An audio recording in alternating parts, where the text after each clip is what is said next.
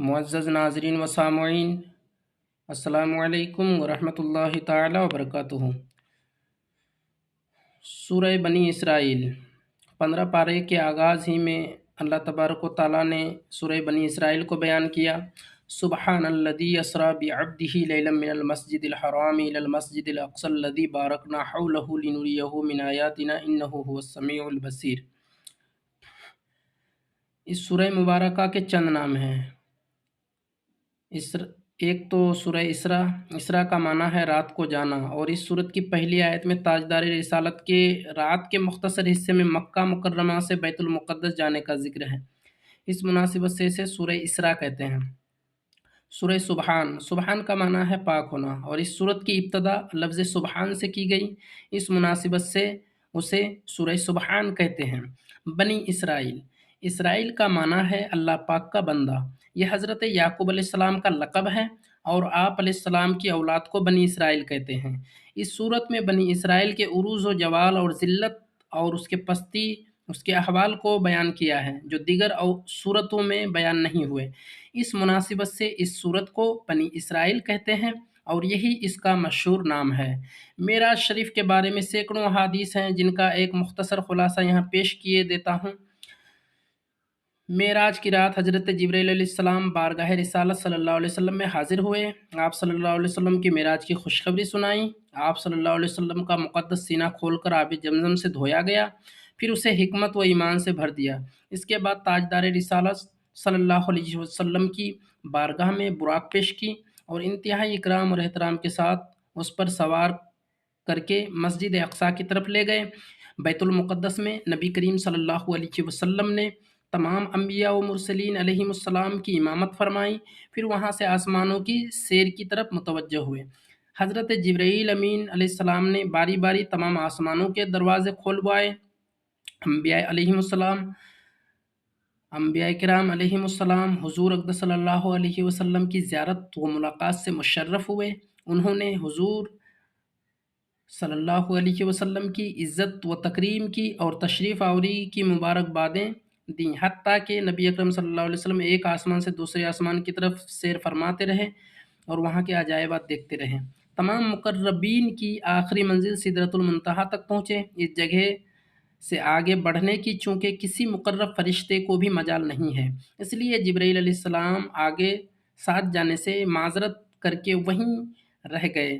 پھر مقام قرب خاص میں نبی کریم صلی اللہ علیہ وسلم نے ترقیاں فرمائیں اور اس قرب اعلیٰ میں پہنچے کہ جس کے تصور تک مخلوق کے افکار و خیالات بھی پرواز سے عاجز ہیں۔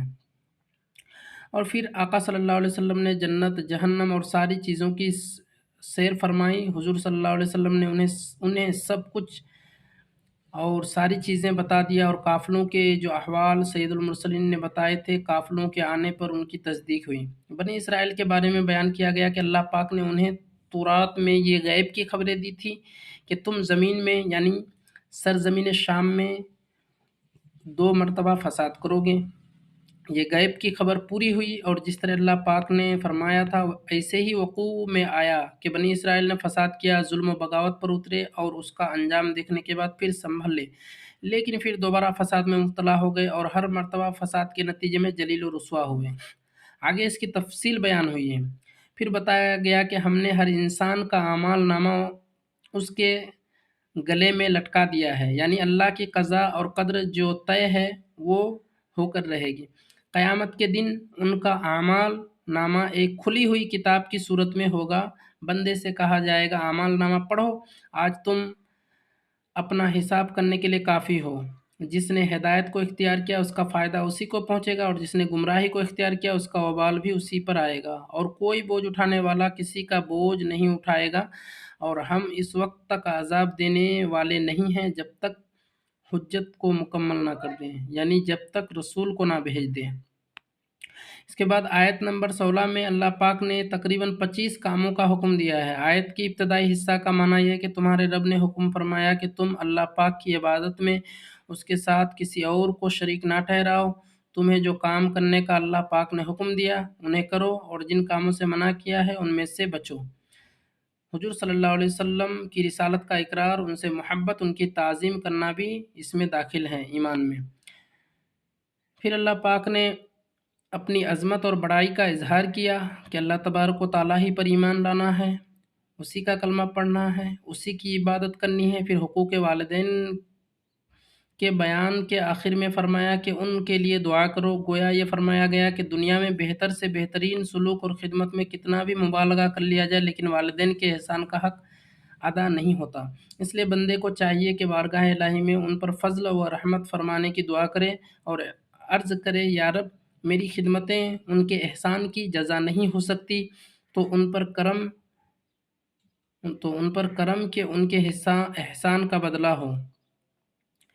پھر روزی کی کمی کے ڈر سے اولاد کو قتل کرنے کی مذمت کرتے ہوئے فرمایا، تمہاری روزی بھی اللہ کے ذمہ کرم پر ہے اور تمہاری اولاد کی روزی بھی اللہ کے ذمہ کرم پر ہے۔ پھر گناہوں سے بچنے کا حکم دیا گیا کہ زنا سے بچو، ناحق قتل نہ کرو، یتیم کا مال نہ کھاؤ، عہد شکنی نہ کرو، ناپ تول میں کمی نہ کرو، بغیر تحقیق کے کسی بات کو نقل نہ کرو، زمین پر متکبرانہ انداز میں نہ چلو، یہ سب برائی کے ناپسندیدہ کام ہیں۔ ہم ہر بات مختلف انداز میں بیان فرماتے ہیں تاکہ یہ لوگ نصیحت حاصل کریں، مگر یہ لوگ حق سے اور بھی دور ہوتے چلے جا رہے ہیں۔ پھر فرمایا گیا، آسمان زمین کی چیز اللہ کی تسبیح بیان کرتی ہے لیکن تم ان کی تسبیح کو نہیں سمجھتے۔ آیت نمبر میں فرمایا، نماز قائم رکھو سورج ڈھلنے سے رات کے اندھیرے تک۔ اس دورانیے میں 4 نمازیں آ گئی، ظہر، عصر، مغرب، عشاء، کیونکہ چاروں نمازیں سورج ڈھلنے سے رات گئے تک پڑھی جاتی ہیں۔ مزید فرمایا، صبح کا قرآن قائم رکھو، اس سے نماز فجر مراد ہے۔ ساتھ ہی قرآن پاک کی تلاوت کرنے، تہجد کا اہتمام کرنے کی ترغیب ارشاد فرمائی گئی۔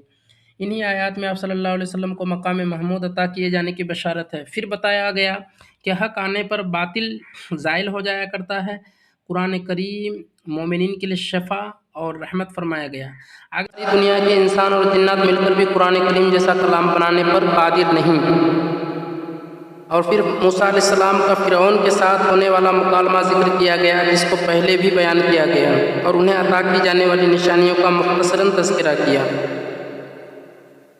اور حضور صلی اللہ علیہ وسلم نے ایک بار سرکار دو عالم صلی اللہ علیہ وسلم نے طویل سجدہ کیا اور اپنے سجدہ میں یا اللہ یا رحمان فرماتے رہے۔ ابو جہل نے سنا تو کہنے لگا، ہمیں تو کوئی معبودوں کے پوجنے سے منع کرتے ہیں اور خود کو پکارتے ہیں اللہ کو اور رحمان کو معاذ اللہ۔ اس کے جواب میں یہ آیت نازل ہوئی اور بتایا گیا، اللہ اور رحمان 2 نام ایک ہی معبود برحق کے ہیں، خواہ کسی نام سے پکارو، اس کے بہت سے نام ہیں اور سب نام اچھے ہیں، جیسے اللہ پاک کے 99 نام معروف ہیں اور حقیقتاً اس سے بھی زیادہ نام ہیں جن کے معنی بہت پاکیزہ ہیں۔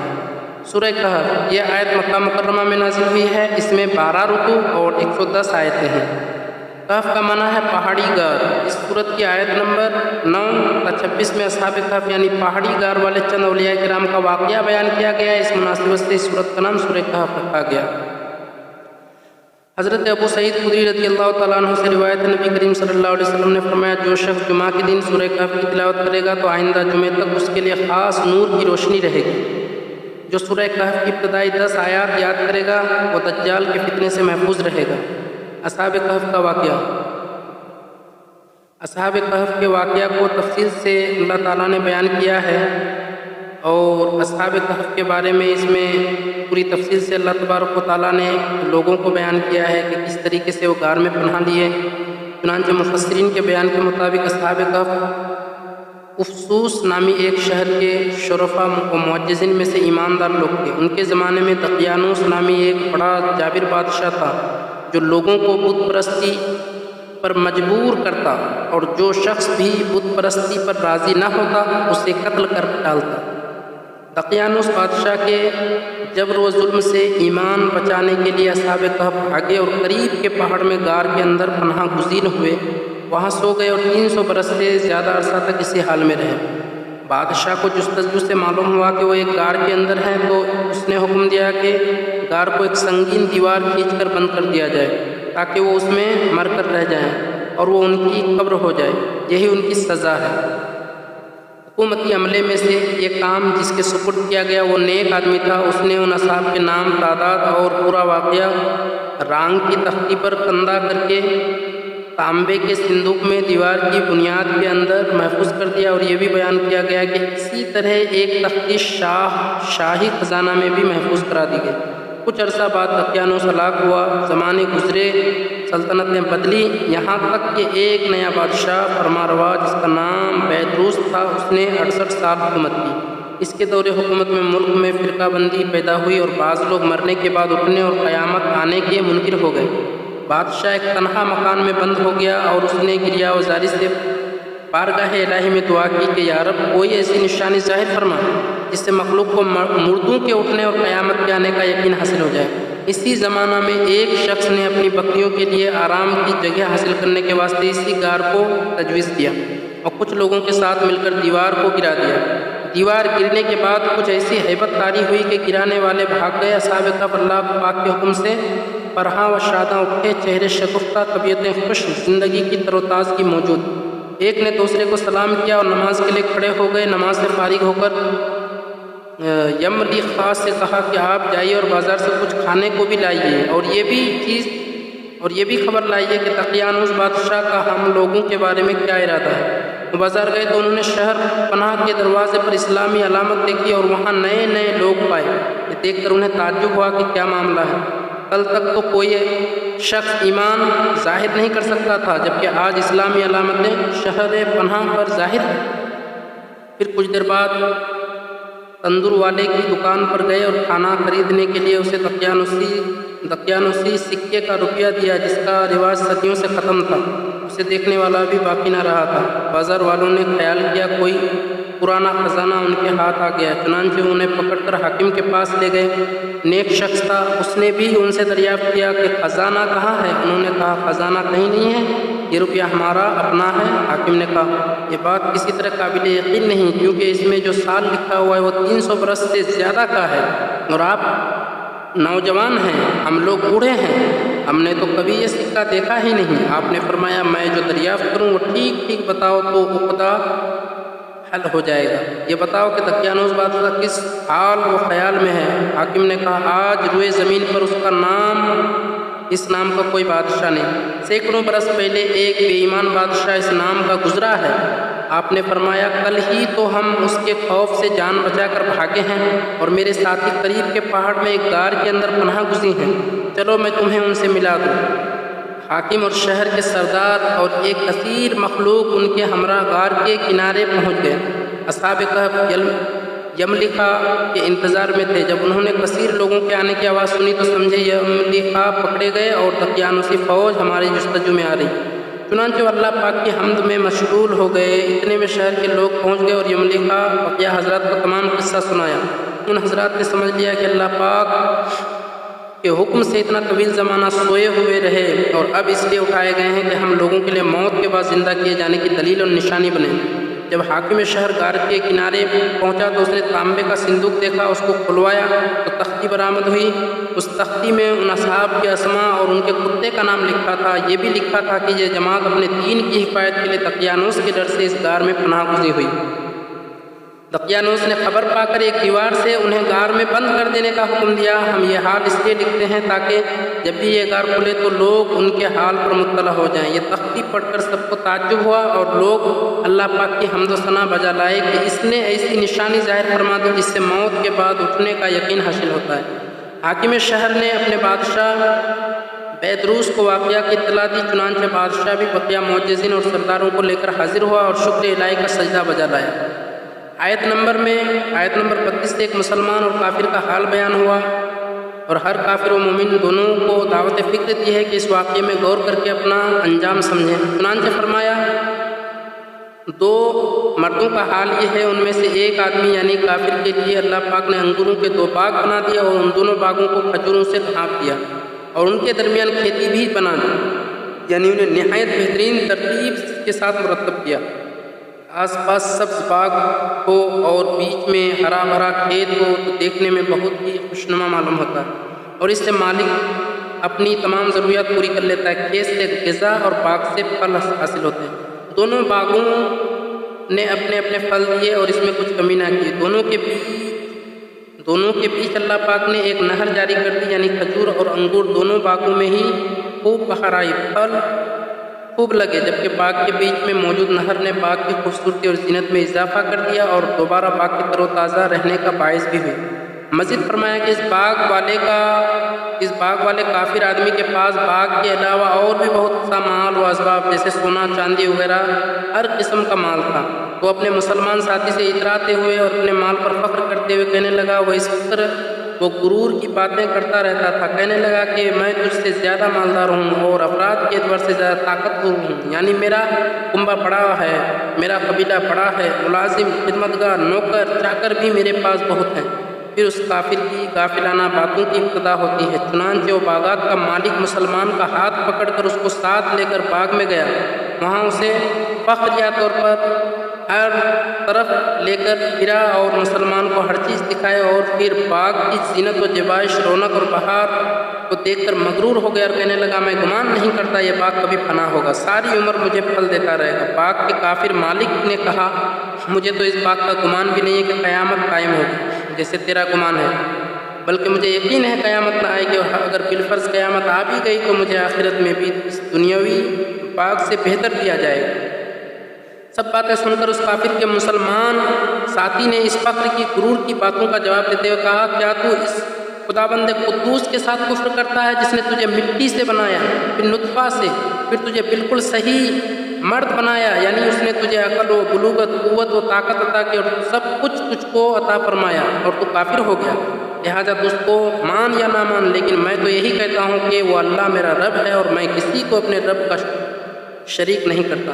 مسلمان نے اس کافر کو سمجھاتے ہوئے کہا، ایسا کیوں نہ ہوا کہ تو اس سارے باغ اور اسباب پر اللہ پاک کی قدرت و نعمت کا معترف ہوتا، اور اگر تو باغ دیکھ کر ماشاءاللہ کہتا اور اعتراف کرتا کہ یہ باغ اور اس کے تمام حاصل و منافع اللہ پاک کی مشیت اور اس کے فضل و کرم سے ہیں اور سب کچھ اس کے اختیار میں ہے، چاہے اس کو آباد رکھے اور چاہے ویران کرے، ایسا کہتا تو یہ تیرے حق میں بہتر ہوتا۔ اگر تو مجھے اپنے مقابلے میں مال اور اولاد میں کم سمجھ رہا تھا، اس وجہ سے تکبر میں مبتلا تھا اور اپنے آپ کو بڑا سمجھتا تھا، تو نے ایسا کیوں نہیں کہا جو اوپر بیان ہوا۔ مسلمان نے مزید کہا، قریب ہے، یعنی ایسا بھی ہو سکتا ہے کہ میرا رب جل و جلالہ مجھے تیرے باغ سے بہتر عطا فرما دے اور تیرے باغ پر آسمان سے بجلیاں گرا دے تو چٹیل میدان ہو کر رہ جائے، اس میں سبزہ کا نام و نشان باقی نہ رہے، اور اپنی زندگی ہی میں تو اس باغ کو برباد ہوتا ہوا دیکھے اور کبھی افسوس ملتا رہ جائے، اس باغ کا پانی زمین میں دھس جائے اور نیچے چلا جائے، کسی طرح نکالا نہ جا سکے۔ اس کافر کے باغ پر عذاب آ گیا اور باغ کے ساتھ ساتھ اس کے دیگر ہر طرح کے مال و اسباب پر ہلاکت گھیر لیے گئے اور باغ بالکل ویران ہو گیا، تو حسرت کے ساتھ اخراجات پر اپنے ہاتھ ملتا رہ گیا جو اس نے باغ کی دیکھ بھال میں خرچ کیے تھے۔ وہ باغ اپنی چھتوں کے بل اوندھے منہ گر گیا۔ پھر اس حال کو پہنچ کر اسے مومن کی نصیحت یاد آئی اور سمجھا کہ یہ اس کے کفر و شرک اس کی سرکشی کے نتیجہ ہے۔ اس وقت وہ کہنے لگا کہ کاش میں نے اپنے رب قدیر کے ساتھ کسی کو شریک نہ کیا ہوتا۔ آیت کے آخر میں اس واقعہ کا سبق بیان فرمایا کہ یہاں پتہ چلتا ہے کہ ایسے حالات میں معلوم ہوتا ہے کہ تمام اختیارات اللہ پاک کے دست قدرت میں ہیں، وہی چاہے تو پھلوں سے لدے ہوئے باغات عطا فرما دے اور وہی چاہے تو ایک لمحے میں سب کچھ تہس نہس کر دے۔ آیت نمبر 60 میں حضرت موسیٰ اور حضرت خضر علیہ السلام کا دلچسپ واقعہ بیان ہوا ہے۔ حضرت موسیٰ علیہ السلام حضرت خضر علیہ السلام کے پاس علم سیکھنے کے لیے جانے والے قصے کو بیان کیا گیا ہے۔ آیت میں جن کا ذکر ہے وہ مشہور پیغمبر جلیل القدر نبی حضرت موسیٰ بن عمران ہیں علیہ السلام۔ انہیں اللہ پاک نے تورات اور کثیر معجزات عطا فرمائے تھے۔ حضرت موسیٰ کے خادم کا نام حضرت یشوع بن نون ہے۔ یہ حضرت موسیٰ علیہ السلام خدمت و صحبت میں رہتے اور آپ سے علم حاصل کرتے تھے۔ حضرت موسیٰ علیہ السلام کے بعد حضرت یشوع ہی آپ کے ولی عہد ہوئے۔ آیت میں مذکور واقعے کا پس منظر یہ ہے کہ ایک بار حضرت موسیٰ علیہ السلام نے بنی اسرائیل کی جماعت میں بہت شاندار واعظ فرمایا اور اس کے بعد کسی نے پوچھا کہ آپ سے بڑا عالم بھی کوئی ہے؟ اللہ پاک نے اپنی طرف وہی فرمائی کہ اے موسیٰ تم سے بڑے عالم حضرت خضر علیہ السلام ہیں۔ آپ علیہ السلام نے اللہ پاک سے ان کا پتہ پوچھا، ارشاد فرمایا مجمع بحرین میں رہتے ہیں، وہاں کی نشانی یہ بتائی کہ جہاں بھنی مچھلی زندہ ہو کر دریا میں چلی جائے وہاں پانی میں سرنگ بن جائے، وہاں خضر علیہ السلام ہوں گے۔ چنانچہ حضرت موسیٰ علیہ السلام نے اپنے خادم سے فرمایا میں مسلسل سفر میں رہوں گا جب تک کہ مشرق کی جانب تو سمندروں یعنی بحر فارس اور بحر روم کے ملنے کی جگہ نہ پہنچ جاؤں، او یا اگر وہ جگہ دور ہو تو مدتوں تک چلتا رہوں گا۔ پھر یہ حضرات روٹی اور نمکین بھنی مچھلی زنبیل میں توشہ کے طور پر لے کر روانہ ہوئے۔ حضرت موسیٰ علیہ السلام اور حضرت یشوع بن نون عیسیٰ علیہ السلام دونوں سمندروں کے ملنے کی جگہ پہنچے، وہاں ایک پتھر کی چٹان اور چشمہ حیات تھا۔ اس جگہ حضرت موسیٰ علیہ السلام نے آرام فرمایا اور حضرت یشوع وضو کرنے لگے۔ اسی دوران بھنی ہوئی مچھلی زنبیل میں زندہ ہو گئی اور تڑپ کر دریا میں گر گئی۔ اس پر سے پانی کا بہاؤ رک گیا اور ایک محراب سی بن گئی۔ حضرت یشوع علیہ السلام یہ دیکھ کر بہت حیران ہوئے، اور جب حضرت موسیٰ علیہ السلام بیدار ہوئے تو حضرت یشوع کو ان سے مچھلی کا واقعہ ذکر کرنا یاد نہ رہا۔ چنانچہ ارشاد ہوتا ہے کہ وہ اپنی مچھلی بھول گئے اور اس مچھلی نے سمندر میں سرنگ کی طرح اپنا راستہ بنا لیا۔ جب وہ دونوں اس جگہ سے گزر گئے، چلتے رہے یہاں تک کہ دوسرے روز کھانے کا وقت آیا تو حضرت موسیٰ علیہ السلام نے اپنے خادم سے فرمایا ہمارا صبح کا کھانا لاؤ، بے شک ہمیں اپنے سفر سے بڑی مشقت کا سامنا ہوا ہے، تھکان بھی ہے، بھوک کی شدت بھی ہے، اور یہ بات جب تک مجمع البحرین پہنچے تھے پیش نہ آئی تھی، اور جب منزل مقصود سے آگے بڑھ گئے تو تھکن اور بھوک معلوم ہوئی۔ اس میں اللہ تعالیٰ کی حکمت یہ تھی کہ وہ مچھلی یاد کریں مچھلی کو اور اس کی طلب میں منزل مقصود کی طرف واپس ہوں۔ حضرت موسیٰ علیہ السلام کے فرمانے پر خادم نے معذرت کی۔ حضرت یشوع بن نون علیہ السلام کی بات سن کر حضرت موسیٰ علیہ السلام نے فرمایا مچھلی کا جانا ہی تو ہمارے مقصد حاصل ہونے کی علامت ہے، جن کی طلب میں ہم چلے ہیں ان کی ملاقات وہیں ہوگی۔ چنانچہ پھر وہ دونوں اپنے قدموں کے نشانات کی پیروی کرتے ہوئے واپس لوٹے۔ جب وہ دونوں بزرگ واپس اسی جگہ پر پہنچے تو وہاں انہوں نے اللہ پاک کے بندوں میں سے ایک بندہ پایا جو چادر اوڑھے آرام فرما رہا تھا۔ یہ حضرت خضر علیہ السلام تھے۔ ان کا مکالمہ اگلے پارے کے ساتھ بیان کیا جائے گا انشاءاللہ۔